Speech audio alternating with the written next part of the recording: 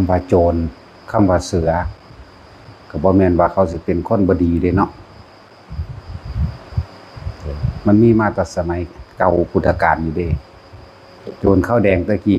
ปล้นคนรวยฆ่าคนรวยพร้อมฆ่าข้าราชการบ่ดีพร้อม แล้วก็เอาเงินไปแจกคนจนไปช่วยเหลือคนจนเด้ดังนั้นความถูกต้องบางอย่างก็บ่แม่นว่าสิดีเพราะว่าถูกต้องโดยโลกความผิดบางอย่างก็เป็นความถูกโดยธรรมก็มีคำว่าโจรคำว่าเสือนี่บ่แม่นว่าเขาสิเป็นคนบ่ดีช่วยเหลือคนจนก็มีเยอะแยะ ว่าหลายอย่างที่พวกเฮาชีวิตผ่านมานี่เบื่อหน่ายวะในการทำมาหากินเบื่อหน่ายวะในการถูกเอาเปรียบถูกรังแกถูกข่มเหงถูกใส่ร้ายถูกเกาตูเบื่อหน่ายวะไปก็ดีถูกกระทบกระทั่งกระเทือนต่างๆเนาะแต่ว่าในความว่าเบื่อหน่ายว่าผู้อื่นมารังแกผู้อื่นมากระทบกระทั่งเฮาเองผู้อื่นมารังแกเฮาแน่ผู้อื่นมาเอาเปรียบเฮาแน่ลองคิดย้อนกลับกันเด้อตัวเฮาเคยรังแกผู้อื่นบ่ตัวเฮาเองเคยเอาเปรียบผู้อื่นบ่เนี่ยต้องมองกลับกันนำบ่แม่นมองแต่เข้าข้างเจ้าของเองคือพวกเฮามันเว้าอยู่เรื่อยๆดอกคนไม่ถูกนินทาไม่มีในโลกว่ะปานว่าเจ้าของเป็นคนดีเนาะคนที่เกิดมาไม่เคยนินทาผู้อื่นเลยเนี่ยก็ไม่มีในโลกเหมือนกันเนี่ยโดยเฉพาะกูนี่แหละเนาะนั่นแหละจังว่ามองให้มันเป็นสองมุมเอาในเด้ออย่ามองมุมเดียวแต่เข้าข้างตัวเองจะเห็นแก่ตัวเวลามันบ่ได้ดังใจอกหักผิดหวังหมายว่าถูกรังแกถูกข่มเหงถูกกันแกล้งถูกเอาเปรียบเวลาไปเว้าให้ผู้อื่นฟังเว้าตั้งแต่ว่าเจ้าของถูกรังแกข่มเหงและเอาเปรียบแต่ว่าบ่เคยเว้าเรื่องของเจ้าของว่าไปรังแกข่มเหงแล้วเอาเปรียบผู้อื่นจักเทื่อคนเนาะนั่นบ่ล่ะเป็นจังซั่นนั่นแหละว่าเฮามองเห็นโลกนี่เป็นที่น่ารังเกียจซะเป็นของน่าเบื่อหน่ายที่สุดซะ มันก็เวียนว่ายเอาเปรียบกันรังแกกันกลับไปกลับมากลับมากลับไปอยู่จังซี่เป็นจังซั่นเห็นก็ขอให้เห็นสารพัดภัยในการเกิดแต่เดี๋ยวนี้แหละเป็นจังซั่นจังว่าหลายๆอย่างที่พวกเฮารวบรวมเข้ามาแล้วครับให้เห็นโลกนี้เป็นที่น่ารังเกียจเพราะว่ามนุษย์สมบัติสวรรค์สมบัติทิพยวิมานสมบัติของมนุษย์และพรหมโลกจริงๆบ่ได้เศษเสี้ยวหนึ่งของพระโสดาบันดอกบ่ได้เศษเสี้ยวหนึ่งของการเข้าถึงกระแสพระนิพพานคนที่เคยถึงกระแสพระนิพพานนี่มีอยู่แทบทุกคนเด้แต่ว่ามันบ่ฮู้จักว่าอันนั้นคือหยังซื่อในขณะใดที่เฮาว่างปราศจากความคิดนึกแม้ชั่วขณะหนึ่งแต่ว่ามันหน่อยโพดมันบ่ชินมันเลยบ่รู้จักว่ามันคือหยังทุกคนมีอยู่แล้วทุกคนเป็นอยู่ ถ้าเฮาบ่รู้จักว่าจังว่าทุกคนฝึกให้เกิดความเคยชินกับสิ่งนั้นเนี่ยโลกนี้บ่เป็นตะอยู่แล้วล่ะทุกโลกนั่นแหละมองเห็นสารพัดภัยในการเกิดเป็นหยังก็สร้างขึ้นชื่อว่าเกิดก็ขึ้นชื่อว่าดับตายเกิดเป็นเทวดาก็ตายเทวดาก็ร่วมทั้งพรหมนั่นแหละก็เป็นเทวดาคือกันนั่นแหละเพียงแต่ว่าแยกลำดับวาระจิตซื่อๆเรียกว่าพรหมมั่งเทวดามั่งแยกลำดับวาระจิตร่างคนผู้เดียวนี่เป็นทั้งสัตว์เดรัจฉานเป็นทั้งเปรตเป็นทั้งสัตว์นรกอสุรกายเป็นทั้งเทวดาเป็นทั้งพรหมในคนผู้เดียวเนี่ยจิตใจเปลี่ยนไปเปลี่ยนมาเห็นบ่ล่ะ ถ้าบ่พอใจโมโหก็เป็นสัตว์นรกไปถ้าอยากได้ของผู้อื่นนักๆก็เป็นเปรตไปเห็นแก่ได้แก่กินโดยลำพัง ก็เป็นสัตว์เดรัจฉานไปบางที่คิดระลึกนึกได้ก็ละอายเกรงกลัวต่อบาปญาณบาปอยู่ก็เป็นเทวดาไปฮิริโอตตัปปะทำที่ทำให้คนเป็นเทวดาคิดย้อนหลังบางที่ก็โอ้ยวันไหวเกรงกลัวต่อบาปกรรมที่เคยทำไว้นะก็เป็นเทวดาไปบางที่ว่างๆโล่งๆบ่คิดอิหยังไม่ตอนที่บ่มีหยังกระทบก็จิตเป็นพรหมไปเป็นอุเบกขาไปนั่นเป็นสั่น ความบ่เที่ยงแท้แน่นอนของจิตใจของเฮาเองเด้นี่ถึงเพราะว่าแม้แต่จิตนี่ก็บ่เป็นของเฮาเด้บ่เป็นของเฮาเลยบ่อาจสามารถควบคุมได้อยู่ในระดับเดียวใดเด้โมโหอยู่เลยเบิดมื้อเบิดคืนเบิดวันตลอดก็บ่แม่นย่านบาปเกรงกลัวต่อบาปอยู่เลยก็บ่แม่นอีกโลภอยู่เลยก็บ่แม่นอีกเวลาอยากแบ่งปันให้ของคนก็มีอยู่นั่นแหละหน้าจิตใจก็ยังบ่เป็นของเฮา แล้วให้มองเห็นโลกนี้เป็นของว่างเปล่าซะเห็นโลกนี้เป็นสุญญตาบ่มีหยังสิเข้าไปถือเอาสุญญะมาจากคำว่าสัญญาตามาจากอัตตาขาดจากความเข้าไปเป็นเจ้าของอัตตาตัวตนก็สิ้นไปเดินว่าสุญญตาเห็นโลกนี้เป็นของว่างเปล่า แต่เฮาบ่ให้ความสำคัญกับมันบ่ไปใส่ซื่อมันว่าเป็นหยังมันก็บ่มีปัญหาหยังดอกทุกอย่างบ่มีซื่อถ้ามีซื่อนี่ก็เป็นอันว่าเกิดตามซื่อนั่นแหละคือเฮาให้ความสำคัญมันหมายกับสิ่งนั้นสิ่งนี้เข้าใจคำว่าบ่มีบ่ทุกอย่างไม่มีทุกอย่างไม่มีแล้วก็ไม่มีชื่อทั้งบ่มีพร้อมทั้งบ่มีชื่อพร้อมนั่นแหละขาดออกจากสุญญตาซะขาดจากความเข้าไปเป็นเจ้าของขาดออกเพราะว่าเฮาเห็นแหละสารพัดภายในการเกิดทุกคนเกิดมาเพราะว่าความอยากความเห็นแก่ตัวเบิดทุกคนเด้ละความเห็นแก่ตัวนั่นแหละทั้งเบิดแล้วก็ดีความเห็นแก่ตัวสิเว้าอีกศัพท์นึงก็ว่าความยินดีพอใจตัวเดียวนั่นแหละราคะแปลว่าความยินดีพอใจในรูปร่างลักษณะท่าทางบุคคลสัตว์สิ่งของในรสในกลิ่นในเสียงรูปรสกลิ่นเสียงสัมผัสความรู้สึกต่างๆอันเกิดสัมผัสโดยอากาศก็ว่ามักแบบนี้มักอากาศเย็นๆแบบนี้มักอุ่นๆแบบนี้มักเย็นๆแบบนี้มื้อนี้แต่ว่าสัมผัสเกี่ยวกับของเสื้อผ้าก็ว่ามักนิ่มๆแบบนี้นะแหละรวมแล้วก็ว่าเห็นแก่ตัวนั่นว่าซับนี้ก็ได้ถ้ามันบ่ได้ดังใจตามที่ตัวของพอใจดีความโกรธก็เกิดขึ้นเมื่อโลภแล้วมันก็โกรธเมื่อโกรธแล้วมันก็หลงอะไรอยู่นำกันนั่นแหละควรน้อมนำเข้ามาหาตัวเองสัตว์นรกก็เฮาเองเปรตก็เฮาเองสัตว์เดรัจฉานก็เฮาเองอสุรกายเป็นผู้มีรูปร่างหน้าตาน่าเกลียดก็ตัวเฮาเองเวลาโมโหเบิ่งดีๆโลดมันสิกัดแขวกัดข้างยกไหล่ยกคิ้วบ่ว่าผู้หญิงบ่ว่าผู้ชายมันแสดงท่าทางเตะพุ่นเตะพี่มันมีเบิดเด้นั่นแหละเทวดาก็อยู่ในเฮาเองบัดพรหมก็อยู่ในเฮาเองเป็นไปเบิดทุกอย่างในร่างอันเดียวว่าจิตบ่เป็นของเฮาพยายาม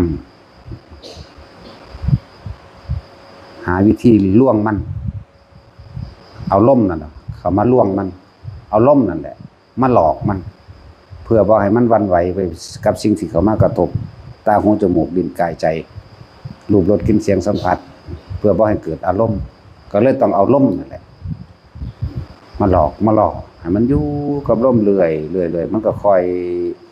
สละออกค่อยลืมมันก็ค่อยลืมไปเลื่อนไปอย่างที่เปรียบเทียบไว้นั่นแหละเฮามีหมู่อยู่2คนคบกันมาได้10 ปีแต่ว่าอีกผู้นึงนั่นจากกันมาได้10 ปีอีกผู้นึงก็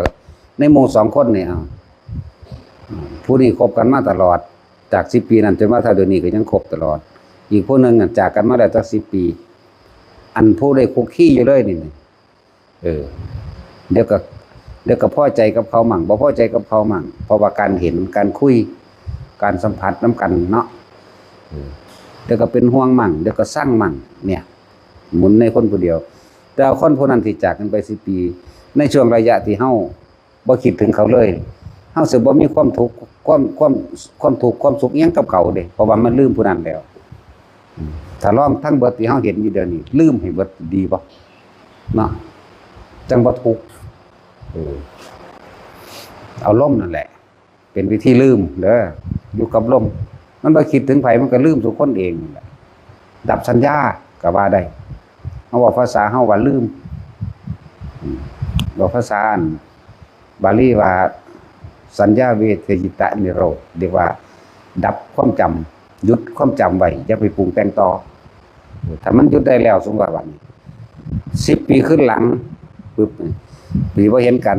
แม่นมาเห็นกันมันก็จื้อได้คือเก่านั่นแหละโอ้มึงไปอยู่จังใดมาจังใดนั่นจื้อได้อยู่แต่ว่ามันบ่ได้สั่งสมอารมณ์ในความรักและความเกลียดความโกรธซึ่งกันและกันกับบุคคลที่คุกกี้มาตลอดอย่างสั้นจังว่าลองออกจากวงล้อมเก่าๆที่เขาเจ้าเป็นยังคือมาบวชมั่งก็ออกจากวงล้อมเก่าๆออกจากความสัมผัสเก่าๆเพื่อให้มันลืมความสัมพันธ์ต่างๆที่มันเกิดขึ้นพระเจ้าว่าบางที่ก็ต้องอาศัยที่สัพพยะ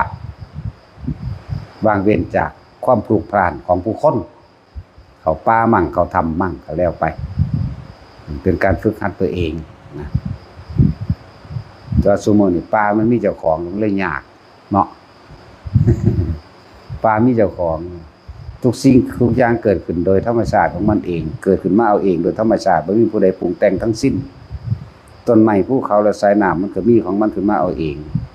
ต่อไปต่อมาความโลภของคนเห็นบ่มาจับจองเป็นของเองเป็นเขตเป็นห่วงเป็นห่างเป็นบ้านกูบ้านเมืองอำเภอจังหวัดแล้วก็มาเป็นที่ดินกูนั่นบ่ล่ะสั้นๆแหละให้ความสำคัญมันหมายอย่างสั้นแต่ที่พูดถึงแล้วนั่นคนทำลายธรรมชาติเนาะทำลายตนเองหรือว่าไปทำลายอย่างนั้นแท็กซี่เคยปลูกต้นไม้เพราะพันต้นหรือยัง แต่ว่าตัดนี่หลายแล้วเนาะบ่ว่าเล็กบ่ว่าใหญ่เด้ทุกคนเคยทำคุณขึ้นแก่โลกทำบ่บุญเนาะนี่ตันเน่และคุณโลกวัดพระพุทธเจ้าพัฒนาเรื่องต้นไม้เนี่ยโอ้ยมีคุณมหาศาลเลยคนที่รู้ซื้อต้นไม้มากที่สุดก็คือหมอชีวกกมรพัฒน์รู้ซื้อต้นไม้แต่ละต้นและสรรพคุณของต้นไม้รวมทั้งต้นไม้ต้นหญ้าต่างๆนั่นแหละหลายก็ผู้เป็นอาจารย์อีกไปเรียนมาจากเมืองกตักกศิลาอาจารย์สั่งว่าให้ไปหาซื้อต้นไม้มาได้มาจากชนิดแล้วก็บอกสรรพคุณมาว่าต้นไม้ทุกชนิดนี่มีสรรพคุณในการรักษาโรคบ่หมอชีวกรวมมาได้300,000ซื้อเดี๋ยวบ่มีจักต้นเลยสิบ่มีสรรพคุณในการรักษาโรคนั่นเห็นบ่ล่ะเจ้าพุทธเจ้ารู้หลายกว่านั้นเป็นสัตว์ว่าของบางอย่างที่เป็นพืชเรียกว่าพืชทั้งต้นไม้นั่นแหละของในทะเลหมอชีวกลงเบิ่งบ่ได้พระพุทธเจ้าคนลงเบิ่งได้ก็ใส่อันตาทิพย์เพิ่นนั่นแหละเบิ่งได้ขนาด300,000เนี่ยก็พอละเฮาก็เลยเฮาได้พอ10ชนิดบ่เดี๋ยวนี้ สั่นล่ะมันพารณาคุณของต้นไม้เป็นลมหายใจของโลกต้นไม้เป็นแหล่งอาหารต้นไม้เป็นที่อาศัยพักพิงของหมู่สัตว์เห็นบ่ล่ะบ่ว่าหมดบ่ว่าแมงบ่ว่าเสือสิงกระทิงแหลกบ่ว่าคนเป็นแหล่งอาหารเด้สัตว์ก็อยู่ได้หันกับแมงพืชต่างๆอันเป็นโดยพวกเห็ดจังซี่ก็มีเห็นบ่สัตว์เยอะแยะมากมายอยู่ในหันนั่นแหละ เจ้าคนนั่นเห็นแก่ตัวหรือความเห็นแก่ตัวไปตัดมาบ่แม่นที่อยู่อาศัยของสัตว์เฉพาะธรรมดาดิสัตว์อื่นๆอันเป็นลูกขเทวดาภูมิเทวดาก็อาศัยคือกันเด้ หลายอย่างที่พวกเฮาบ่เข้าใจหลายอย่างตอนนี้เฮาเห็นคุณของมันแล้วก็ทำคืนมันทำคืนคืนชีวิตให้แก่โลกเพื่อเฮาสิบ่กลับมามีชีวิตในโลก เรียกว่าสละตัวเองเลยสละความเห็นแก่ตัวสละเวลาของการหาได้หาดีหามีหาเป็นนั่นแหละแล้วก็มาปลูกต้นไม้มันขุดบ่อน้ำบาดาลมันสร้างแผ่นดินธรณีสงเคราะห์แก่หมู่คนทั้งหลายมันจังซี่แหละสร้างถนนหนทางให้ผู้อื่นสะดวกมันเคยสร้างถนนเป็นของเจ้าของแล้วบ่เนาะแท็กซี่เคยสร้างหรือยังโดยความดำริของเจ้าของเองจังซี่แต่ก็ลงมือทำพร้อมเนาะคิดพ่อว่าแต่ละคนเที่ยวตัดถนนเคยสร้างเอาเองอยู่บ่เนาะต้นไม้ก็คือกันบัดนี้เที่ยวตัดเอามาใส่เที่ยวไปหักใหม่มากินเนาะจังซั่นแล้วก็เห็นแก่ตัวจังซั่นหลายโพดถ้าสิเว้าเรื่องพระนาคุณของต้นไม้พุทธเจ้าพระนาเองซ้ำยาวนั่นแหละพุทธเจ้าเฮาเกิดจากป่าตรัสรู้ในป่าแสดงธรรมกันในป่าตายกันในป่าเนาะธรรมดาเด้สั่นมันก็สมควรที่เพิ่นว่าต้นไม้นี่คือหัวใจของโลกแม้แต่อาการเจ็บไข้ได้ป่วยบางอย่างถ้าเอาไปอยู่ป่าแล้วจิตใจก็แช่มชื่นเย็นดีเด้สีเขียวนี่แช่มชื่นเย็นดีสังเกตเบิ่งเด้อที่ใดที่มีต้นไม้ป่าไม้ภูเขาสายน้ำหลายๆนี่คนพื้นฐานจิตใจของคนในเขตนี่สิเป็นคนจิตใจดีเด้แม่นบ่ล่ะคนเอเชียนี่ต้นไม้หลายเนาะประเทศไทยประเทศลาวจังซี่นะประเทศจีนเวียดนามเขมรพม่ามันนี่โดยพื้นฐานจิตใจสิเป็นคนดีมาแต่เก่าเด้บัดนี้คนทางอันพุ่นเด้พวกมีแต่ทะเลทรายมันบ่ค่อยมีต้นไม้กันดอกมันอยู่ในเขตร้อนก็ร้อนคักหนาวก็หนาวคักจิตใจมันเลยร้อนแรงเลยในเขตนี่พุทธศาสนาเฮาเจริญสูงสุดก็สมัยมีพุทธเจ้าตรัสรู้เจริญมาเรื่อยพุทธเจ้าได้สั่งสอนแสดงให้เสียสละตัวเองมาแล้วให้ทานให้รักษาศีลให้ภาวนาให้มีเมตตาช่วยเหลือแบ่งปันซึ่งกันและกันพวกต่างพวกกรีกหรือพวกคนละตะวันตกมาบุกเอาเห็นบ่ล่ะมาเผาทำลายวัดว่าอารามเมืองนารันทาโอ้เยอะแยะถ้าจิตใจพื้นฐานจิตใจเขาบ่ได้มีคุณธรรมศีลธรรมอีหยังแต่ว่าพื้นฐานจิตใจของคนพวกนี้พวกเขานี่เอเชียนี่เป็นพื้นฐานจิตใจที่สงบลมเย็นอาศัยสีเขียวอาศัยต้นไม้อาศัยอากาศดีความเดือดร้อนในการทำมาหากินก็บ่มากเด้แต่กี้คนแค่หากินหาอิ่มแล้วพ่อได้บ่ได้หาเก็บบ่ได้หามาเพื่อไว้มื้อนั้นมื้อนี้เด้ตะกี้นั่นแหละแต่ว่าคุณของต้นไม้น่ะมันหลายต้นไม้ก็คู่กับสายน้ำต้นไม้ก็ลมหายใจของโลกแม่นบ่ล่ะตอนที่พระพุทธเจ้าเฮาตรัสรู้แล้วยืนอยู่โดยบ่กระพริบตาอาทิตย์หนึ่งเด้พวกเขาเฮ็ดบ่ได้ดอก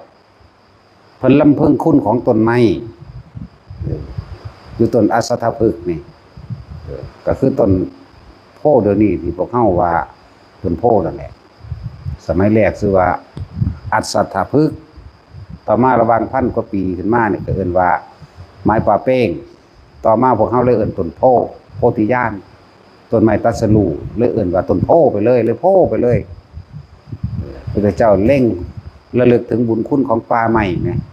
เพิ่นบ่กระพริบตาถึง1อาทิตย์เด้เพิ่นย่างเวียนรอบ3รอบซะก่อนแล้วก็เบิ่งสีเขียวของต้นไม้เพิ่นก็ลำพึงพรรณนาคุณของต้นไม้คือพระพุทธเจ้าเฮากับต้นโพนี่องค์นึงก็ต้นไม้กากระทิ่งจังซี่ลำพึงคุณของต้นไม้นั่นแหละมีหลายต้นอยู่ดอกที่เป็นสัญลักษณ์ในการตรัสรู้ของพระพุทธเจ้า ผู้ใดรู้จักต้นขานาง มันเป็นต้นจังใดเฮาก็พยายามหาอยู่เฮาก็อยากมาปลูกไว้นะต้นขานางถ้าไผใหญ่นี่ก็พอฮู้อยู่ดอกกับไผใหญ่ๆนั่นแหละต้นขานางต้นไผใหญ่นี่เป็นไม้ตรัสรู้ของพุทธเจ้าแต่ละองค์ต้นกากระทิ่งจังซี่พระศรีอริยะต่อไปก็ต้นกากระทิ่งนี่นะต้นสร้างนาวเฮาก็ฮู้จักอยู่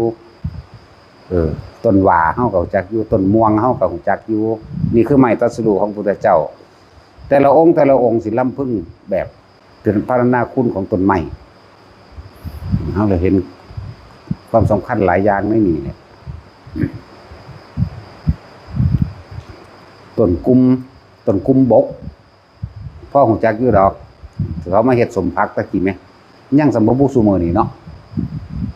สมภักกุมแม่รู้จักภักกุมบ่คน50ขึ้นไปรู้จักอยู่ดอกเนาะต่ำกว่านั้นจักสิรู้จักบ่รู้จักนะอาจจะมีอยู่สั่นแต่ไม้ตรัสรู้ของพระพุทธเจ้าแต่ละองค์ตรัสรู้แล้วก็รู้สึกว่าลำพึงในคุณของต้นไม้นะผู้ใดอยากคืนชีวิตให้แก่โลกแต่ว่าแต่ของบ่ต้องกลับมามีชีวิตอีกปลูกต้นไม้เด้อ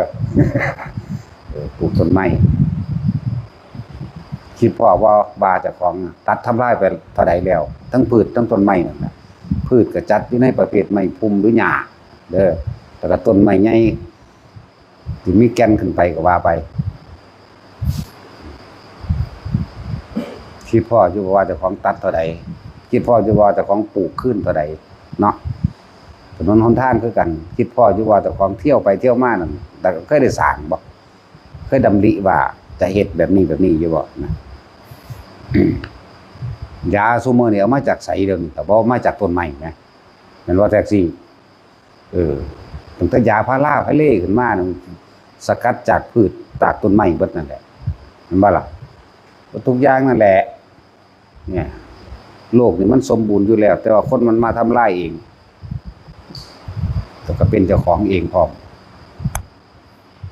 อย่างสั้นผมเห็นแก่ตัวเนาะเป็นตะเบื่อหน่ายว่าพวกเฮา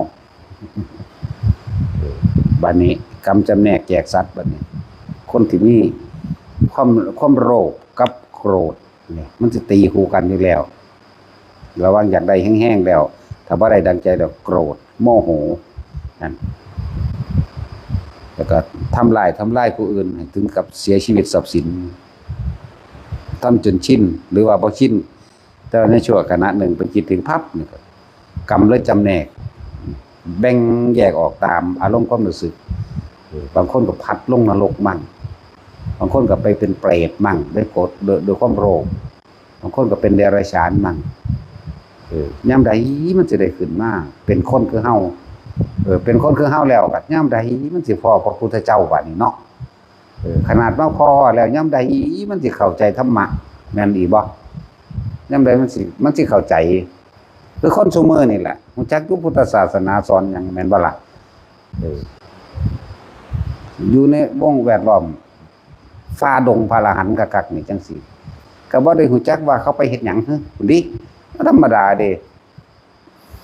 ตกนรกแล้วเลี้ยงระดับมาเป็นเปรตแต่ละชนิด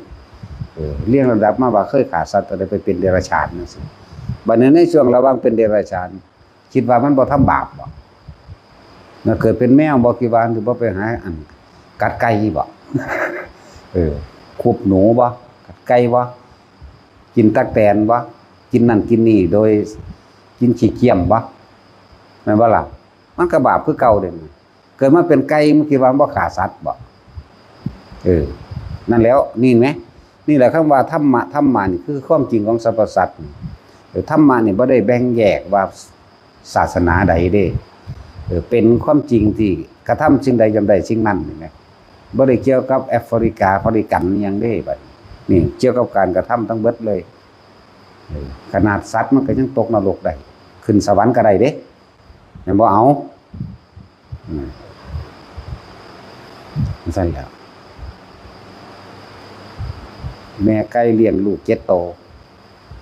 เดี๋ยวก็เคี่ยกินปกติธรรมดาแกกินปวกกินหยังไปกินมดกินแมงไปนี่แหละเลี้ยงลูกไก่ไปบัดนี้ในสมัยนั้นก็มีพระศาสนาเกิดขึ้นอยู่ดอกคือศาสนาของพระพุทธเจ้ากักกุสันโธแม่ไก่นั่นก็กุ๊กลูกไปกินไปเคี่ยกินตื่นแต่เด็กๆคนละพอดีสายขึ้นมาแน่เห็นพระมาบิณฑบาตแม่ไก่นั่นกุ๊กเอาลูกได้หุ่มตุ่มลูกกลางปีกกุ๊กกุ๊กกุ๊กกุ๊กกุ๊กเข้ามาแล้วก็ตัวได้หยอกกันกับแม่มันก็หายจะจิกจะหยอกจะตีกันพระมาแล้วทำความเคารพพระแน่นี่ในไก่แม่ไก่พวกนั้นตายจากศาสตร์นั้นแล้วด้วยความที่จำได้จำอย่างจำพระสงฆ์ในพระสงฆ์หมู่นั่นแหละไปบิณฑบาตนี่แหละจำได้สุเศร้าบ่มันชินจำได้ไปเกิดสวรรค์กลับลงมาเป็นคนพอพุทธศาสนาคือมื้อนี้ก็บรรลุธรรมไปแล้วจังซี่ก็มีเห็นบ่ล่ะบัดในสมัยโดยพระพุทธเจ้าเว้านิทานจังซี่คือเทวดากบจังซี่แหมกบมันรู้เรื่องอยู่บ่คือไปได้แต่ว่ามันบ่รู้เรื่องคนรู้เรื่องเด้สำคัญที่จิตเห็นบ่ล่ะเวลา 4:30 นทำวัดละพระ6-7 องค์นั่นทำวัดละทำวัดรวมกันอยู่ใต้ห่มไม้เบิ่งกบน่ะก็เบิ่งตาก็จ้องใส่พระสีเหลืองนั่นหูก็ฟังเสียงสวดมนต์เด้พอดีคนเลี้ยงงัวมาฮอดค้อนตีหัวปัวตายซ้ำไปเกิดสวรรค์นั่นเกี่ยวกันบ่บาดนี่คือธรรมะนี่คือความจริงแจกแจงขึ้นอยู่กับวาระจิตความคิดเด้อจิตสุดท้ายก่อนตายลองง่ายๆอีกอันนึงก็ได้จังซั่นบัดนี้พวกเสือพวกกระต่ายฆ่ากันไปกันมาโอ้เป็นยากอยู่เด้ว่าเสือสิเกิดมันเป็นคนบางอย่างอีกพวกเสือพวกอย่างนี้แหมมันชินในการออกหาล่ากัดกินมันบ่เวลามันสิตายมาก็เลยความเจ็บปวดด้วยโรคของมันเองกับความจำของมันเองเห็นบ่ความจำเด้อความจำชินไปคิดถึงว่าได้ไล่กินกวางได้ไล่กัดกระต่ายมึงหันมึงนี่ตกนรกลงไปอีกเด้นั่นมีผู้ใดไปสาปไปแซงมีผู้ใดไปเป็นเจ้าของกรรมบ่มีเด้เจ้าของได้เฮ็ดเองก็ลงนรกอีกเห็นบ่ตกนรกแล้วก็ขึ้นมาเรียงลำดับใหม่อีกมันอยู่ได้นี่หมุนวนในเดรัจฉานอยู่นี่พวกโกงพวกกินบ้านกินเมืองบ้านนี่ตกนรกซะก่อนเด้ก่อนสิมาเป็นปวกมันเป็นง่ายๆปานใดเด้พวกโกงศาสตร์บ้านเมืองกินคนนะพวกนี้ฆ่ามนุษย์แต่ว่าบ่รู้ว่าตัวเองฆ่ามนุษย์ก็โกงกินคนนี่แล้วสิแม่นอีหยังนี่แหละจังว่าเฮาบ่ต้องไปตัดสินกรรมไผดอกเขาสิตัดสินของเขาเองดอกกินภาษีหรือกินโกงนี่แหละเรียกว่าค้ามนุษย์คักๆแล้วคือว่าบ่รู้ตัวว่าเจ้าของค้าก็ฆ่าตัวเอาเปรียบโกงกินผู้อื่นแหมเนาะตกนรกซะก่อนเท่าใดอสงไขยดอกเพราะว่ามันทั้งเงินภาษีราษฎรคนธรรมดาทั้งภาษีวัดก็มีเด้วัดจริงๆมันบ่ได้เสียภาษีหยังดีแต่ว่าเขาก็จัดระเบียบนี่เห็นบ่เขาว่าความถูกต้องบางอย่างก็ไม่ใช่ว่าจะเป็นจริงโดยความยุติธรรมเด้บ่แม่นเด้จังซั่นแล้วเอานำเข้าไปสู่แล้วแต่นะตกนรกเป็นอสงไขยพุ่นเด้อบ่ได้ตกน้อยๆเด้แล้วมาเสพกลับมันอีกสิว่าสิมาเป็นสัตว์ใหญ่ลงไปอีกแน่นั่นแน่โอ้ยสิว่าสิมาเป็นปวกได้โอ้ต้องมีความสามารถผ่านลำดับหลายเป็นปวกก็มาหากินดินแห่นไม้นั่นแหละแม่นบ่ล่ะก็คนโกงกินแผ่นดินมันก็ลงไปเป็นปวกไปเป็นหยังนั่นแหละบ่ทันได้เป็นปวกง่ายๆเด้เดี๋ยวต้องเรียงลำดับใหม่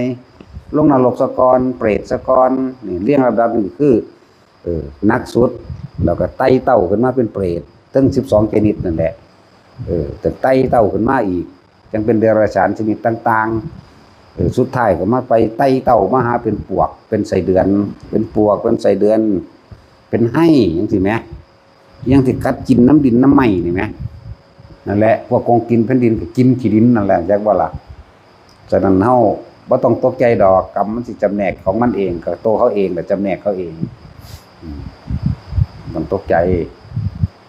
ทางที่ดีเฮานั่นน่ะพยายามวางใจให้เป็นกลางจิตที่ถูกโลกกระทำกระทบแล้วไม่หวั่นไหววางจิตไปให้เป็นกลางผู้ใดทำใจให้เป็นกลางใดผู้นั้นก็พ้นจากทุกข์ทั้งปวงบ่นำเรื่องต่างๆที่กระทบกระทั่งเขามาคิดแต่ว่าล่ะบ่ต้องนำเขามาคิดดอกเห็นเขาทำเลวก็ฮู้อยู่ดอกแต่ว่าเฮาบ่นำเขามาคิดเพราะมาถือเป็นภาระปล่อยไปเลยแต่จึงบอกว่าจะไปเอาความเลวของเขามาเลวนำเขาอันนึง ย่ามอยู่กับลมหายใจมากเด้อไปก็ดีมันก็บ่คอยวุ่นวายดอกอยู่กับลมเขาก็เฮ็ดนั่นใดก็รู้อยู่ว่าเขาเฮ็ดแต่ว่าเฮาบ่คิดบ่ไปคิดบ่ไปยืนยันบ่ไปตัดสินก็เกิดอารมณ์บ่ได้ดอกคำว่ากระทบเนี่ยจิตที่ถูกโลกกระทำกระทบแล้วก็คือเรื่องราวต่างๆที่มันมาที่เฮาไปเห็นที่เฮาได้ยินที่เฮาได้สัมผัสนี่แหละแต่ว่าเฮาบ่นำเข้ามาคิดเอิ้นว่ามันบ่หวั่นไหวดอกอยู่ซื่อๆสิหยุดเอาเลยโดยการบ่นำเข้ามาคิดมันก็เลยยากอยู่ก็เลยหาอยู่ที่คือลมหายใจนั่นแหละอยู่บางหันอยู่บางเดียวนั่นแหละเอาตะกี้เฮาสอน40อย่างพุ่นบัดนี้บ่เอาแล้วตัดออก39อย่างเหลืออยู่แต่อย่างเดียวคืออานาปานสติทุกคนสร้างจุดเริ่มต้นตัวของให้ดีๆเด้อธรรมะทั้งหลายมันบ่มีผิดบ่มีถูกดอกถ้าเฮาเข้าใจมันแล้วถึงมันแล้วนั่นน่ะในกรรมฐาน40เพิ่นเลยว่าทำกรรมฐานอย่างใดอย่างหนึ่งใน40กอง40อย่าง40ทัศที่ว่าไปนี่โดยพุทธานุสติถ้าผู้บริกรรมพุทโธก็อย่าหนีออกจากคำว่าพุทโธจนว่าพุทโธหายพุ่นล่ะจนว่าว่างออกเบิดพุ่นน่ะถ้าพุทโธไปเลยแต่ไปคิดถึงอย่างอื่นปุ๊บก็เฝ้าดึงกับคำว่าพุทโธบัดนี้เฮาเอาพุทโธมาประกอบร่วมพร้อมจังซี่ก็ได้ธัมโมสังโฆเทวตานุสติมรณานุสติศีลานุสติไล่ไปฮอดรูปฌาน4อรูปฌาน4ไล่ไปอาหารเรปฏิกุลสัญญาอสุภะอสุภะ10อย่างจังซี่กสิณ10อย่างก็20แล้วก็อนุสติ10อย่างนี่ก็30ล่ะเห็นบ่ล่ะต่อมาก็รูปฌาน4อรูปฌาน4ก็เป็น8ล่ะเห็นบ่นี่อันแล้วก็มาอาหารเรปฏิกุลสัญญาแล้วก็ต่อมาทรงพรหมวิหาร40ล่ะเห็นบ่ล่ะอันนี้มันง่ายซะเอาแต่ลมหายใจก็ง่ายที่สุดแล้วมันบ่ได้ไปอาศัยอย่างอื่นกสิเฮ็ดกสิณก็ต้องปั้นรูปกสิณขึ้นมาอีกเครื่องเพ่งในกสิณนั่นถ้าสิเพ่งสีแดงก็ไปหาสีแดงมาเฮ็ดถ้าสิเพ่งดินก็ไปปั้นเป็นดิน1 คืบกับนิ้ว1จังซี่เฮ็ดเป็นวงก็นั่งบริกรรมแน่บริกรรมนี่ก็คือว่าเพื่อให้จิตมันร่วมได้ล้วนมาคำบริกรรมนั่นแหละร่วมลงในคำว่าปัทวีกสินังนั่นแหละแต่เฮ็ดน้ำเด้ก็เอาน้ำตักใส่บาตรมาพอดีขอบปากบาตรจะให้มันมีฝุ่นมีหยังอยู่ในหั่นมันสิเกิดกลายเป็นกสิณโทษจังซี่นะอย่างสอนเบิดนั่นแหละเลย40ก็สอนอันเลย40อยู่ที่มันคนอยากเล่นหลายเนาะอันนึงงักๆนี่นะอำนาจของสมาธิที่มันงักๆนั่นน่ะมันสิค้านนั่นบอกวิธีละให้มันจะติดอันนั้นบ่เอาลืมบ่เป็นเลยเอาอานาปานสติน่ะดีที่สุดแหละพุทธเจ้าเฮาก็ตรัสรู้เพราะอานาปานสตินี่แหละแม้กระทั่งสมัยที่เพิ่นเสวยชาติเป็นโพธิสัตว์แม้ครั้งแต่เก่าก่อนเมื่อเราเสวยชาติเป็นโพธิสัตว์ดูกันบายเองได้นี่เราตถาคตย่อมอยู่ด้วยอานาปานสตินี้เป็นส่วนมากเมื่ออยู่ในอานาปานสติอาสวะย่อมดับไปเข้าใจว่าอารมณ์ความรู้สึกในความพอใจและไม่พอใจย่อมดับไปผู้ที่เข้าถึงความดับเช่นนี้ได้แล้วแม้นอยากไปก็ไปแม้นไม่อยากไปก็ไม่ต้องไปเข้าใจว่าไปใส่ก็บ่เกิดอีกก็อยู่ในร่มนั่นแหละตายในร่มนั่นแหละ แต่ว่าเพิ่นเนื่องด้วยเพิ่นมีปณิธานแต่มันนั่งออกมาเอาเองดอกมันเวลามันเป็นแบบนั้นแต่ว่าเวลาเพิ่นสิดับความรู้สึกเข้าใจบ่ความรู้สึกในความรับโลภกดหลงหรือความเกลียดความพอใจได้ไม่พอใจนี่เพิ่นจะดับอารมณ์กระวนกระวายนี่เพิ่นก็เลยอยู่ในอานาปานสติอันเป็นวิหารธรรมนั่นแหละเป็นจังซั่นเพิ่นอยู่แบบนั้นมันก็ดับไปถ้าเอาความคิดออกมาจากลมแล้วมันก็ปรุงใหม่จากเวลาไปเบิ่งเด้อในพระไตรปิฎกมีเบิดนั่นแหละครั้งที่เราเสวยชาติเป็นโพธิสัตว์เราตถาคตยังอยู่ในอานาปานสตินี้เป็นส่วนมากจากว่าอย่างอื่นก็อยู่แต่อานาปานนี่เป็นส่วนมากเพราะอานาปานนี่เป็นที่ระงับเวทนาลึกๆในใจคือพอใจกับไม่พอใจนะสุขกับทุกข์แม่นแต่เวทนาทางกายก็มีเวลามันเจ็บมันปวดมันป่วยการเข้าไปส่งฌานหรือเพ่งอยู่ในฌานหรือผู้เขาเจ้าเก่งแล้วเขาฌาน4หรือเขาไปอรูปฌานจังซี่ระงับดับความเจ็บปวดป่วยได้อันนึงแหละพวกเขาเอาง่ายๆซะผู้ใดอยู่ในลมหายใจใดตายในลมหายใจใดมันบ่มาเกิดดอกมันมาเกิดในโลกนี้อีกจังซั่นคิดเบิ่งเพิ่นหน้าเบิ่งคักๆโลกนี้เป็นที่น่ารังเกียจเนาะ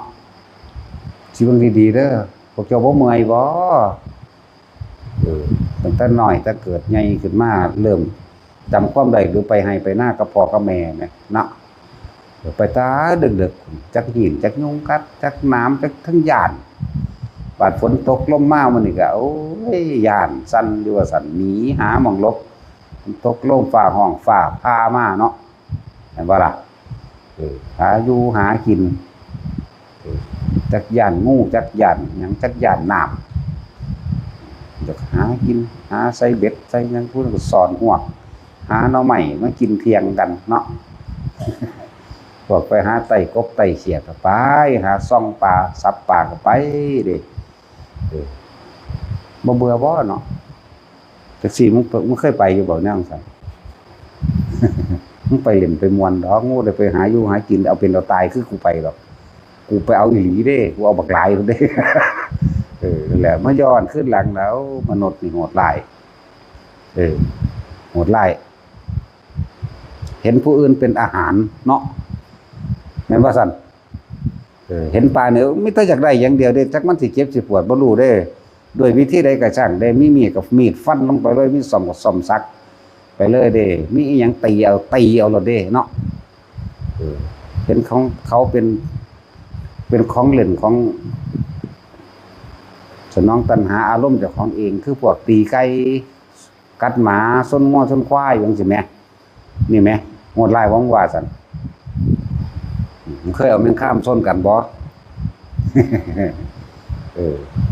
ก็พวกไปหาแม่งขับแม่งข้ามมาได้ไหมแล้วมาผูกใส่ข้อมันแบบแล้วก็แกล้งไหมบินมึงบ่บินกูกี้มึงกินหัวอยู่หันได้บาดนี่เนาะมันยานค่ะคืออย่างเดมันบ่แม่นว่าบ่รู้เรื่องเดนี่พูดถึงความโหดร้ายของเฮาเองนั่นแหละที่จริงสลับกันเฮ็ดเด่นสมมุติว่าพวกเฮาตะกี้มันก็เป็นคนคือกันแม่งขับตัวนั้นเฮาก็เป็นแม่งครับตะกี้มันก็แกล้งเฮาคือกันนั่นแหละบัดนี้เฮาก็กลับมาแกล้งมันเด้นั่นแล้วเห็นบ่โลกนี้หมุนไปเวียนมาเด้ตัณหาหาที่สุดบ่ได้นั่นแหละจักสิเริ่มต้นหม้องใดดีความอยากของเฮาเองนะหาต้นบ่ได้หาปลายบ่มีเด้แต่บ่ล่ะจักสิไปเริ่มต้นอันใดดีคือจังภิกษุผู้เพิ่นเลิศฤทธิ์นั่นน่ะเพิ่นสามารถที่สิเบิ่งสังสารวัฏคือความเวียนว่ายตายเกิดของเพิ่นเองตลอด1กับเพิ่นเร็วกว่านั้นอีกเป็นแสนๆกับก็ยังหาหม่องสุดบ่ได้แหมแต่ว่าองค์นี้ตายไปแล้วองค์นี้ก็มานั่งเบิ่งต่ออีกตายเพิ่นหาหม่องมันเริ่มต้นแหมหาเพิ่นเอิ้นว่าตัณหาต้นไม่ได้หาปลายไม่มีคือบ่มีหม่องสุดนะนั่นแหละเพิ่นหาวิพุทธเจ้าก็จนบอกแต่คำว่าพุทธเจ้าล่ะตัณหานี่หาต้นไม่ได้หาปลายไม่มีดูก่อนภิกษุ เธอจงกลับมานี่ก่อนนะแล้วเพิ่นก็เว้าอดีตว่าภิกษุองค์นั้นในสมัยนั้นในพระพุทธเจ้าองค์นั้นเธอมีความวสีไว้ยิ่งกว่าเธอเสียอีกนั่งเบิ่งตลอดแสนกับป้าตุแสนกับเด้ก็ยังหาต้นไม่ได้แม้นดูไปอนาคตข้างหน้าก็ยังหาปลายไม่มีไม่รู้จะสิ้นสุดตรงไหนนี่เรื่องสั้นแล้ว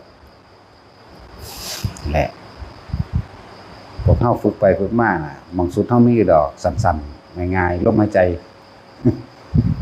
เอาอยู่ในลมหายใจนั่นแหละ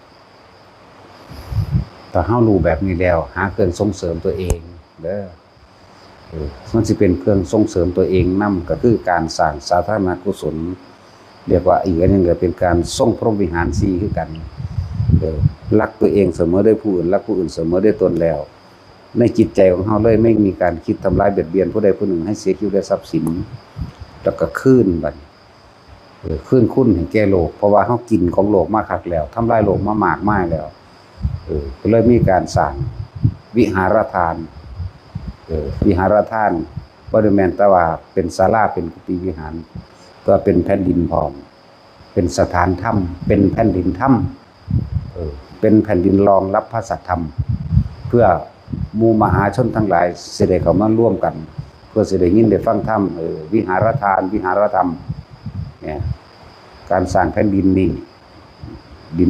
แล้วก็ที่อยู่อาศัยของบุคคลทั้งหลายเรียกว่าสังฆะบัดนี้จักว่าล่ะเป็นที่ประชุมชนปลูกต้นไม้สร้างถนนทำสะพานขุดเจาะน้ำรักษาต้นไม้และปลูกต้นไม้พร้อมต้นไม้คือลมหายใจของโลกเป็นศูนย์รวมแหล่งสุขสรรพสิ่งบ่ว่าสิเป็นยาบ่ว่าสิเป็นอาหารบ่ว่าสิเป็นน้ำเป็นศูนย์รวมแหล่งเด้ต่างประเทศเห็นบ่มันมีฤดูคือเฮาอยู่บ่บาดจากโตก็โตเอาจนว่าท่วมโลดจังมันมาแต่ไสบาดสิบ่โตก็บ่โตไปเป็นปีหลายปีแม่นบ่แต่ของเฮาเป็นฤดูเด้นี่เพราะว่ายังต้นไม้เด้ สั้นล่ะ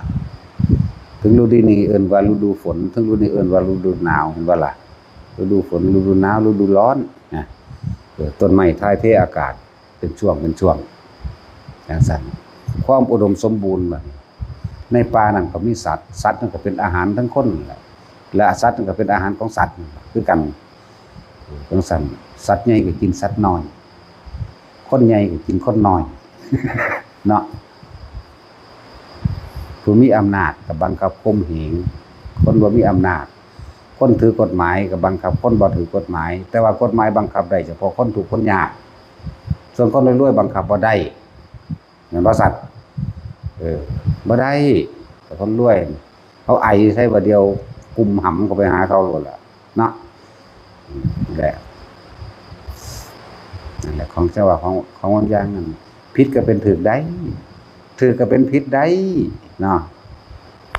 คนหาเห็ดคนสับหน่อไม้ติดคุก12 ปี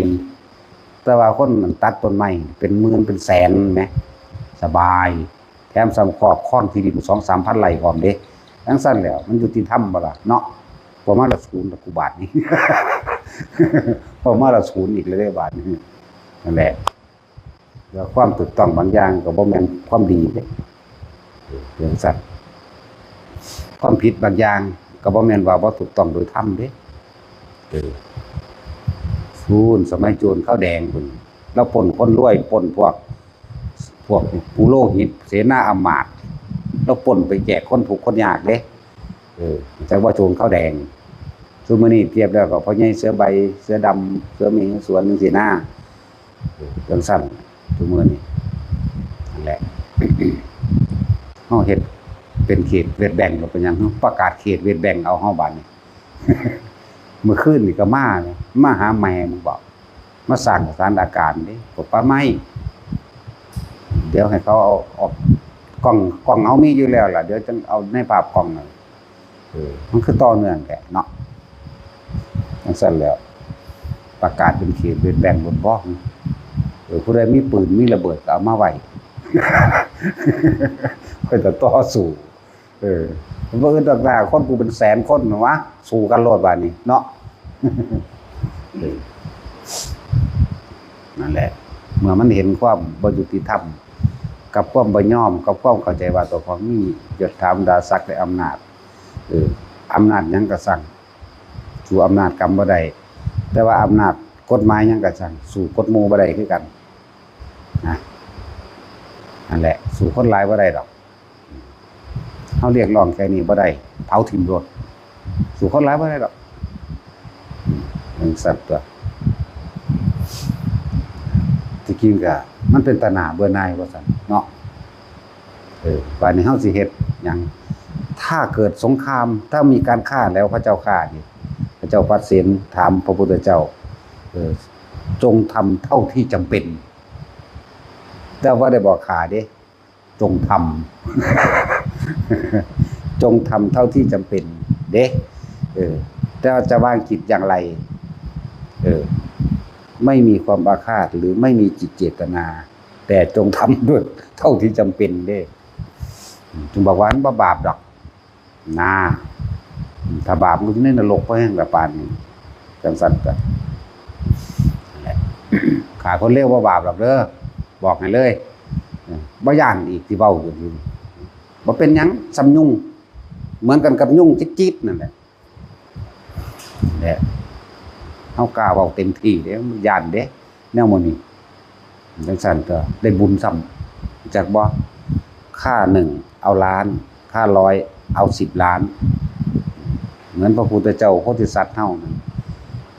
สมัยที่เพิ่นกระทืบข้อบักยักษ์ได้ซั่นรักษาคนเป็นล้านแม้ขายักษ์ตัวเดียวแม้เนาะยักษ์กินคนอยากว่าพวกมีอำนาจหารังแกข่มเหงคนซุมื้อนี้ว่าตะกี้มันอาจสิเป็นยักษ์กินคนอีหลีประเภทมนุษย์กินคนมันร่างกายใหญ่ลากสด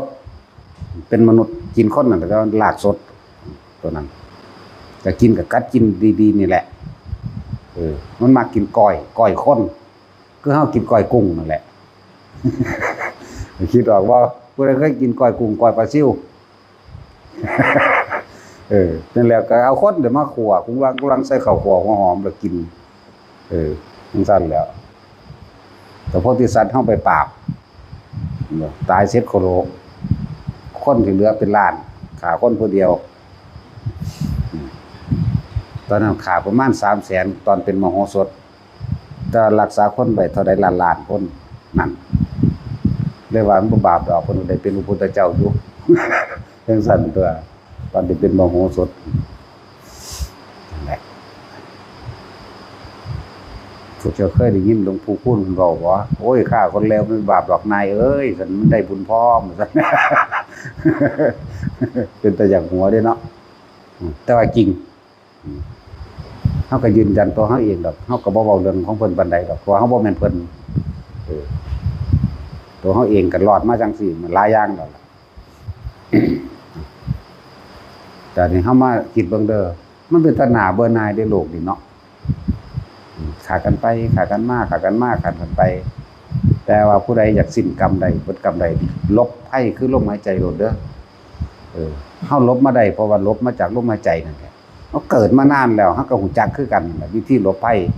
คืออันกรรมเก่าไม่อาจสามารถให้ผลได้คืออานาปานสติคือกันนั่นบ่แม่นว่าเฮาเว้าแต่นำพระพุทธเจ้าแต่ว่าเราทำตามเด้เราทำตามพิสูจน์แบบเป็นประจักษ์พยานได้แล้วสิกขีเป็นสักขีพยานได้คือกันที่สุดท้ายบ่จะตายกูเข้าลมหายใจแล้วเนาะกูก็เลือกไปเป็นพรหมซะก่อนบัดนี้ก็เบิ่งพิจารณาเบิ่งแล้วกูจะกลับมาใหม่เกิดใหม่ก็ได้ถ้าสิเกิดถ้าจะเกิดก็เกิดบ่จะเกิดก็บ่เกิดเท่านั้นตัวสั่นบอกเคล็ดลับให้ เมื่ออกุศลกรรมที่เฮาเคยเฮ็ดเคยขามานี่บัดนี้เฮาเข้าสู่อนาปานสติลมหายใจบุญกุศลมันใหญ่แล้วพวกที่โกรธเกลียดแค้นเฮาไว้แม่นบ่เปรียบนั้นว่าคนลอยน้ำต้องการขึ้นเรือซอยเหลือเนาะเฮาก็ดึงขึ้นมาแต่เฮาก็ราคามันส่งกูถึงฟันแล้วกูไปได้ดีแล้วก็เอาโหสิกรรมให้ตัวก็บ๊ายบายเฮาตัวแม่นบ่ล่ะทั้งสั้นแหละมันมีเคล็ดลับอยู่ นั่นสั่นแล้วเข้าใจว่าคำว่าเมื่อครั้งที่เราเสวยชาติเป็นโพธิสัตว์เราย่อมอยู่ในอานาปานสตินี้เป็นส่วนมากเทวดามารพรหมทั้งหลายมิอาจสามารถให้ผลอะไรทำร้ายอะไรกับเราได้ แม้นอกุศลกรรมเก่าอยู่ไว้เด้อผู้ใดอันนั่นก็ดีที่น้องเขาคนหนึ่งซื้อเบาก็ยี่น้อยแล้วตายละเลยเบาก่อนจะไปขาคนทำบัตรสวดมนต์สักก่อนขามาแล้วเขาชาติได้บัดทรงชาตินะขามาแล้วทรงชาติพระใหญ่จะเห็นยังเฮ้ยจะปากกูจะบอกเคล็ดลับให้นึกสั้นเด้จะปากว่าดีสั้นแหละตามระลึกดูบ้างแล้วก็เป็นพ่มเดียวละเป็นว่าเราติดตกตลกไหมเนาะนอกตำราหรอว่าอันนี้ไผสิไปน้ำจดไปเบิดมันเป็นเรื่องของไผของมันนะก็ใส่ความสามารถพิเศษเลยสั้นแหละสั้นเบอร์นายว่าใหญ่เต้าอ้วนเต้าใหญ่ของแท้ไอ้นี่เลยหน่อยเลยแต่เต้านั้นมาแล้วเต้าใหญ่นี่เต้าน้อยเลยบัดนี้เต้าอันเซเว่นปะอีเตยนี่อีเตยอีเซเนาะจะว่าคือบ่คืออีเซอีหยังนี่ครับเฮ็ดซึมเซเดมเล่อย่างเตี้ยเปื่อยยุ่มๆอยู่โอ้ยพวกนั้นจักว่าภาษานี่ชื่อว่าอีเตยแหมเตยตะเสะนะเข้าใจบ่ดอกนี่ควรสิให้ภาษาอีสานนี่เป็นภาษากลางของประเทศนี่เนาะเพราะภาคอีสานมันใหญ่กว่าหมู่คนอีสานก็หลายกว่าพร้อมคนไทยมีอันเหาะเดียวนึงเด้ล่ะคนบอกภาษาเนาะ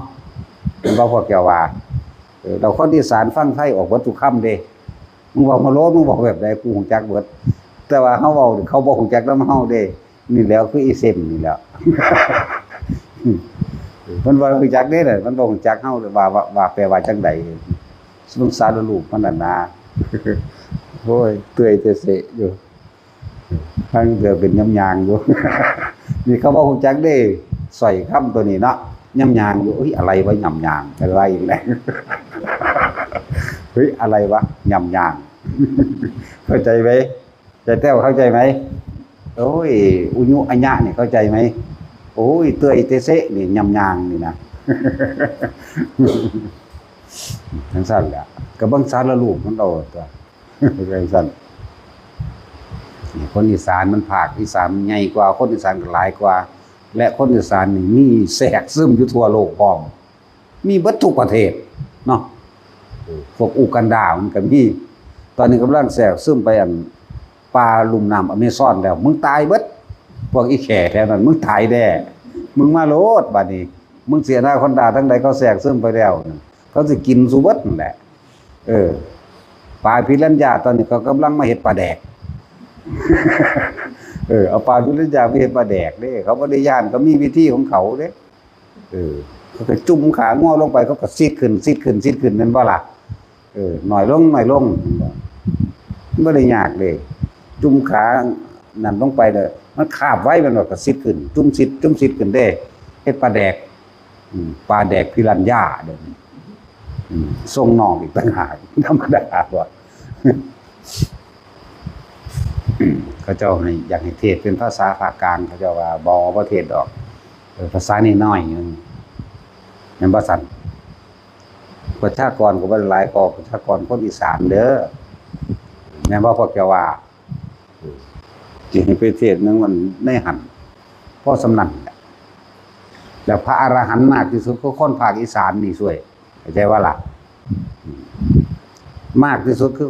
ภาคอีสานพระอรหันต์เดี๋ยวนี้ก็อยู่ในภาคอีสานนี่หลายก็10กว่านึงดอกว่าคนหลายๆก็เลยเพราะนั่นแหละโสดาสกิทาคาก็มีหลายอยู่แต่คนอีสานนี่หลายกว่าจังซั่นเฮาเลยบ่เทศมันภาคกลางภาษาคนนิดหน่อยนึงแต่สิปฏิบัติซำใดแต่คนอยู่หน้าห้องจุกันอยู่แท้ๆก็ยังบ่ฮู้จักกันยังบ่กล้าเอิ้นกันกินข้าวเนาะคนอีสานมันยังมีอยู่เด้ไปใส่พ่อใหญ่แม่ใหญ่ลุงป้าเอากินข้าวต่อไปกินข้าวต่อไปเลยกินข้าวกับหยังน้อล่ะเนาะ อันนั้นบ่มีเด้นั่นน่ะกึ่งใส่กันยิงแขวใส่กันอยู่ว่าสั่นจอบตะว่าจอบตะว่าสิหลักของกูบ่นอเด้แม่นบ่ล่ะพื้นฐานจิตใจซ้ำนั้นสิไปได้รู้เรื่องอีหยังแม่นบ่พบแต่ว่าเนาะในปัจจุบันที่แม่นเพิ่นตายไปแล้วคือหลวงปู่เสาหลวงปู่หมั่นไล่มาที่หลวงปู่สิงห์มื้อนี้หลวงปู่สิงห์กันติยากาโมหลวงปู่หลอดหลวงปู่หลายคนหลวงปู่ชาหลวงปู่ยังก็ว่าไปจนฮอดหลวงตาบัวเอาพุ่นล่ะแล้วก็ลูกศิษย์หลวงตาบัวอีกเนี่ยก็มาเอาจากคนอีสานนี่เด้แม่นว่าซั่นฟังออกบ่ออกก็สร้างเด้บ่เห็นว่าสิใส่ใจพอสำใดล่ะคนอีสานมันมีชีวิตที่มันเป็นทินบุญเด้สังเกตเบิ่งโลดบ่ค่อยอยากดอกแต่มีน้ำใจพร้อมอย่างสั่นมันยังมีอยู่ดอกก็เป็นพื้นฐานให้อยู่เอาแม่กรุงเทพหายากอยู่เด้กรุงเทพมีกี่คนภาคกลางเว้าไทยเด้อเนาะ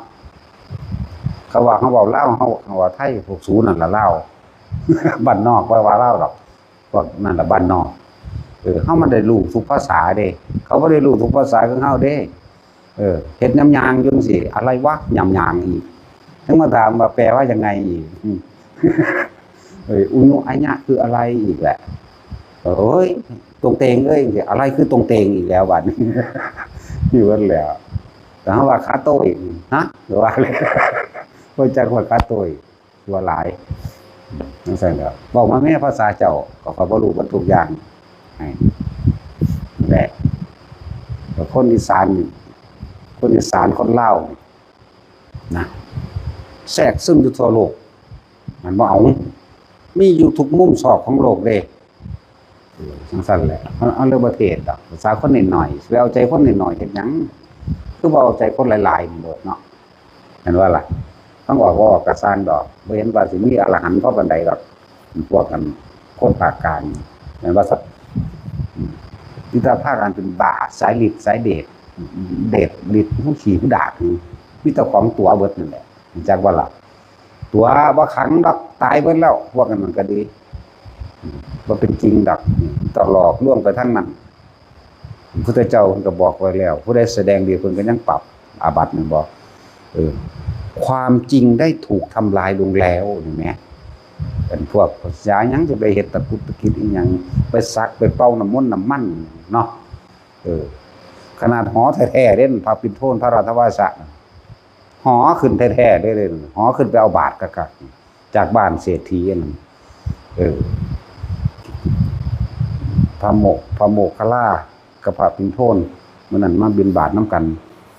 จังซั่นแหละพระปิ่นโทนถามอาวุโสท่านได้ยินอยู่บ่ว่าเขากำลังดูถูกยินอยู่ท่านก็ขึ้นชื่อว่าเป็นผู้เลิศฤทธิ์ท่านคือบอกไปเฮ็ดให้เขาเกิดศรัทธาแน่โดยการเฮาไปบ่เป็นหยังดอกบัดนี้กันว่าถ้าท่านอนุญาตผู้ขาสิเองเห็นบ่ล่ะเราศูนย์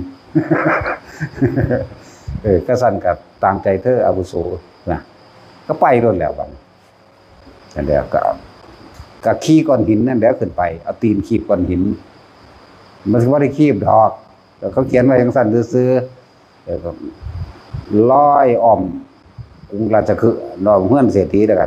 เขี่ยขี้ดินขูบ่มลงหลังคาเพิ่นติเพิ่นก็หมอบไปหมอบมาพวกมีกระดงเอากระดงบังไว้แน่โอ้ยพระคุณเจ้าลงมาซั่นเพิ่นนึงแสดงเวอร์เกินที่พอแต่เขายอมแล้วได้บาทลงมาแล้วก็เอาตีนสะบัดแกหัวโป้งมือหัวโปรตีนนึงไปลงไว้หม่องเก่าบัดนี้คนมาจากให้จากหน้าบ่เห็นเพิ่นก็แสดงอยู่หั่นแหล้วจนว่าฮอดเที่ยงฮอดบ่าย 3ก็บ่แล้วบ่เช้าสิเวอร์โพดคนกลับมาคนกับซาลือบอกไว้ก็แตกออกมาเบิ่งตัวบัดนี้บัดนี้วัดกลับวัดที่พุทธเจ้าออกจากที่พักกลางวันมาแล้วถามพระนนท์อานนท์มันเสียงอีหยังนั่นปานพวกชาวประมงเขาเฮ็ดหยังกันโอ้ยบ่แม่นพระเจ้าข้าว่ะ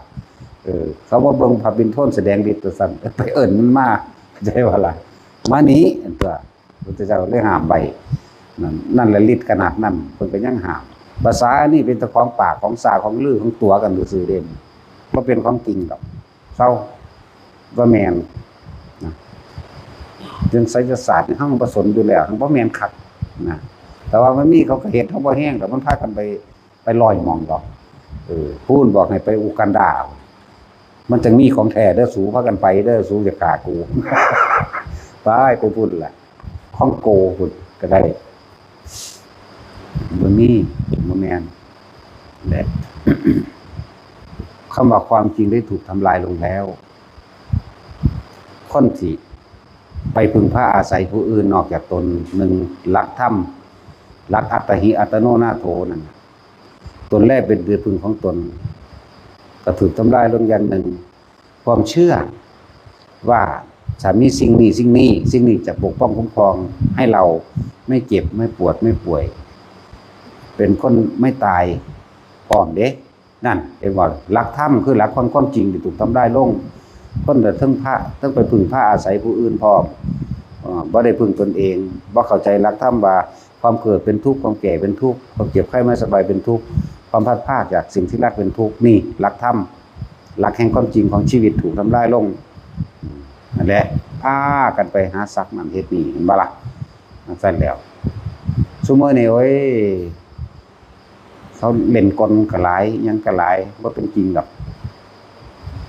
ของจริงเขาบ่ได้แสดงให้คนเห็นบันไดดอกจริงๆเขาเจ้าว่าแสดงดอกใส่เวลาขณะที่จำเป็นที่สุดก็แสดงอยู่หังเขาเจ้าไปบิณฑบาตพบพระอยู่ในป่าจังซี่เวลาเขาเจ้าไปบิณฑบาตเขาจะก็เหาะลอยไปอยู่แล้วก็ใส่กสิณล่มแล้วก็ใส่กสิณกำบังกายลงหม่องใดหม่องหนึ่งที่บ่มีคนบางข้างตึกหรือว่าเงาไม้พุ่มไม้อันใดหนึ่งแล้วเขาเจ้าจังย่างออกเพราะเขาเจ้าได้เพียงปากบาทคือบ่ให้รับบิณฑบาตบ่ล้นแล้วเขาเจ้าได้เขาเจ้าก็เลี้ยวซ้ายเลี้ยวขวาบ่มีคนตัวนี้ก็วับไปอีกล่ะทั้งสั่นแต่อันนี้จังแม่นยังเอาตะไคร้มาต้มเอาขนมนั่งอยู่ในกระทะโอ้ยดอก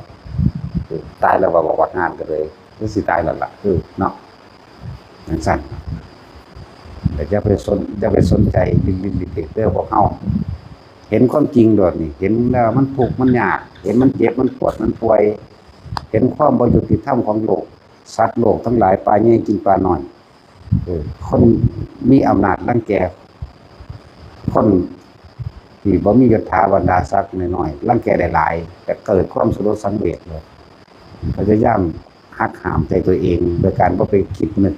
นั่นนี่เขามาอยู่ในลมหายใจมันก็ลืมเองกับมันก็เริ่มคิดถึงผู้นั้นคิดถึงผู้นี้นะก็คือเฮาได้คิดถึงได้กุศลขึ้นรอด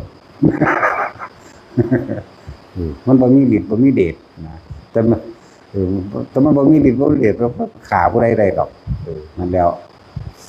มันก็เลยต้องทำที่ใจตัวเองมันยอมรับคือยอมรับว่าโลกนี้